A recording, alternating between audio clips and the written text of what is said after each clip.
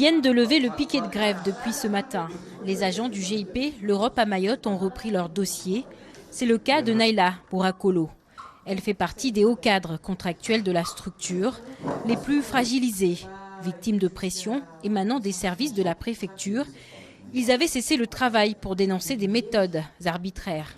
Il y a eu des contrats de travail signés avec des agents contractuels qui sont venus, qui ne sont pas des mises à disposition. Donc ces contrats-là sont venus et ont été modifiés à travers des avenants qui ont opéré des baisses sur leur salaire. 3 agents sont déjà partis, d'autres, découragés, veulent quitter le navire. La structure peine à trouver de nouveaux candidats. Les dysfonctionnements causés en grande partie par l'ingérence des services de l'État dans le groupement sont tels que même l'Europe a sévi. Il y a quelques mois, un député européen, Younous Omarjee, avait alerté sur la suspension de paiement des fonds européens à Mayotte.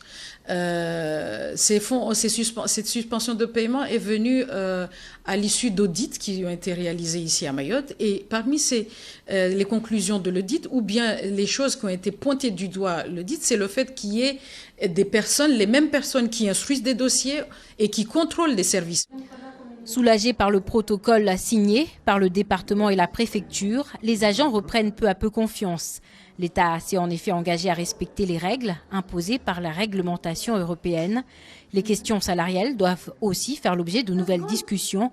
Enfin, un règlement interne doit voir le jour.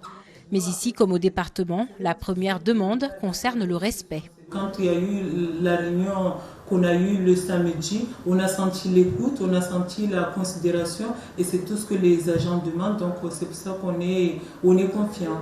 Concernant la secrétaire générale aux affaires économiques, au centre de toutes les discordes, son cas ne semble toujours pas avoir trouvé de réponse.